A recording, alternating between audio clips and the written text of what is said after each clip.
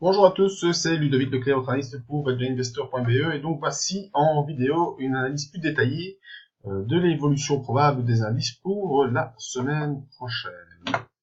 Donc, tout d'abord, voilà, donc c'est pour la semaine du 29 octobre 2018, semaine qui sera, je ne sais plus si on ferme le 1er novembre ou pas, mais voilà, c'est une semaine peut-être un peu plus calme. Nous verrons ce qu'il en est, en tout cas pour cette semaine, et on va voir ensemble les perspectives techniques. D'abord l'information sur les risques, parce que le marché, comme vous le savez si vous suivez ces vidéos, comporter des risques n'est pas adapté à tous les profils d'investisseurs, c'est à vous-même de développer vos propres risques. Je ne suis pas là pour vous conseiller dans vos opérations, cette vidéo n'est pas du tout une forme de conseil, c'est simplement mon avis technique sur les probabilités. Ce que je vous conseille, moi, c'est d'utiliser des comptes démo afin d'établir et tester vos stratégies à vous sur des comptes démo avant de passer sur le marché réel, sinon ça va faire des catastrophes. Alors moi, j'utilise un système déjà depuis de nombreuses années, c'est l'analyse des impulsions, qui permet d'analyser les tendances, les retournements avec différents outils techniques et des outils graphiques. Alors je fais des formations sur cette analyse technique, vous aurez les détails en fin de vidéo sur le site. Ça marche pas mal, on fait au moins 4 séances de théorie pour ceux qui ont déjà des bases, sinon il faut peut-être en faire plus. Et ensuite vous avez 12 mois de coaching où on voit ensemble comment le marché évolue et je vous donne mes trucs et astuces et ainsi vous pouvez vous-même également profiter de cette technique d'analyse des impulsions. Alors ce qu'on fait c'est très simple, hein, c'est trouver une ligne de départ, attendre le signal graphique, confirmer par les 5 feux verts et on suit tout ça avec un stop loss bien sûr pour ne pas se faire retourner comme des crêpes. Passons directement à nos analyses graphiques. On va commencer par le CAC 40. Le CAC 40 en journalier. Alors, cette semaine, c'était plutôt easy, hein, je dirais, parce que c'était un petit peu la catastrophe graphique annoncée. Hein. Tout le monde a vu venir l'affaire. Cette semaine-ci, ça va être baissier. Là, j'avais posté une vidéo, je pense, au début de la semaine passée, pour bien encore avertir ceux qui n'étaient pas au courant. Mais en tout cas, pour nous, pour ceux qui suivent avec moi l'évolution des impulsions, qui sont rentrés dans le système de formation et de coaching, vous avez été avertis, ça va être la baisse cette semaine. Eh bien, c'est confirmé. Là, on avait eu instantanément ici un espoir avec ce doji et cette configuration en étoile, non pas en étoile, en étoile du matin, hein, qui pouvait nous aider à refranchir à la hausse la ligne bleue et la fourchette de Andrews, la médiane. Mais malheureusement, dès le mercredi, ça a été la cata. On a été refoulé par la médiane de Andrews sous notre M7, ce qui donnait une bougie de couverture en nuage noir. On a enchaîné par ces 3 bougies rouges que si on veut, on peut les assimiler à 3 cavaliers noirs, mais enfin encore, c'est discutable.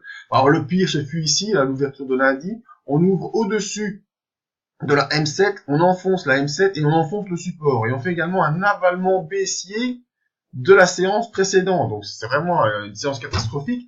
La preuve, c'est que le mardi, on est ouvert dans un gap baissier assez important et on est venu glisser tout doucement sur le bas de la fourchette de Andrews. Vous voyez cette fourchette qui est tracée déjà depuis un petit moment, qui peut servir encore de repère pour vos tracer des objectifs en intraday. Jeudi, on a eu un beau Marubozu haussier avec un avalement haussier. Là, on se dit chouette, c'est tout bon, on va repartir à la hausse. Eh bien non, que nenni, on est venu ici clôturer vendredi encore sur un point bas.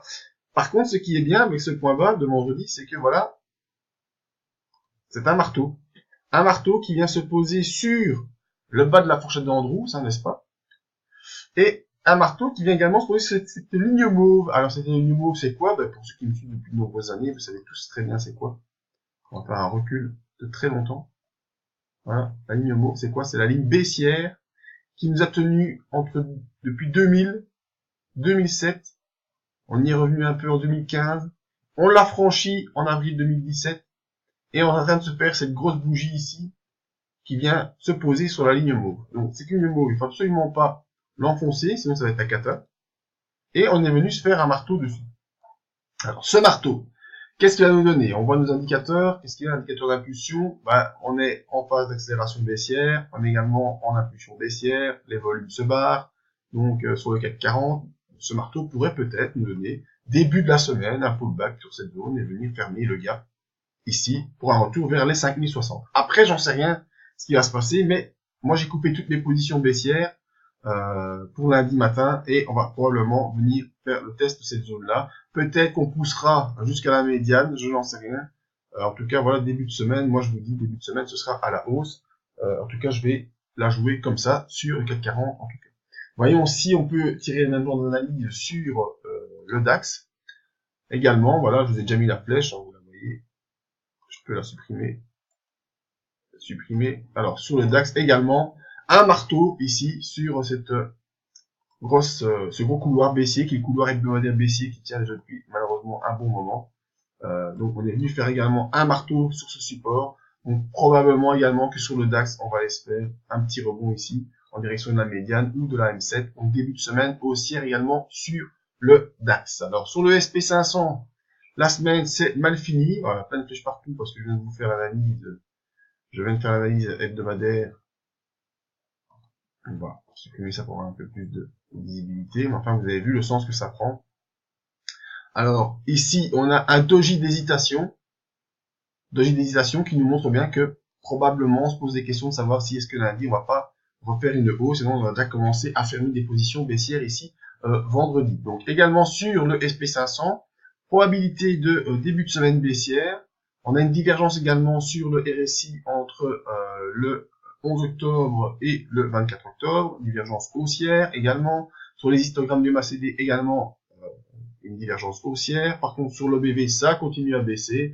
Mais malgré tout, voilà, début de semaine, probablement, on va aller tester soit la M7, qui pour l'instant est à 2721 points, ou soit également ici, revenir faire un petit pullback sur le couloir de hausse hebdomadaire, je sais pas. Mais début de la semaine, sur les indices, à mon sens, ça devrait être haussier, pardon. Début de la semaine, je dis bien, parce que mon sentiment reste que pour la fin de l'année, la baisse n'est pas terminée. Et ça, je l'ai dit dans la vidéo hebdomadaire que vous pouvez également retrouver sur le site je vais la mettre en home page. Donc la page d'accueil du site, vous la verrez, il y a la vidéo hebdomadaire qui vous donnera des perspectives, à mon sens, pour la fin de l'année. C'est pas joli.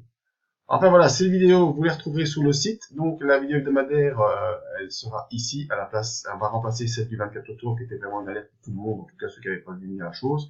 Et il y a également la vidéo sur les actifs face à l'euro-dollar, qui sont le pétrole, l'or et l'euro bien sûr. Alors pour ceux qui veulent des informations sur les formations, c'est ici que ça se passe. Voilà, vous faites un bon week-end, ça dépend de quand vous regardez cette vidéo, et un bon début de semaine prochaine. Moi je ne ferai pas grand chose si ce n'est observer le marché, parce que je pense qu'on va se faire des petits vagues haussières lundi et mardi. Voilà, merci à tous, à tout bientôt.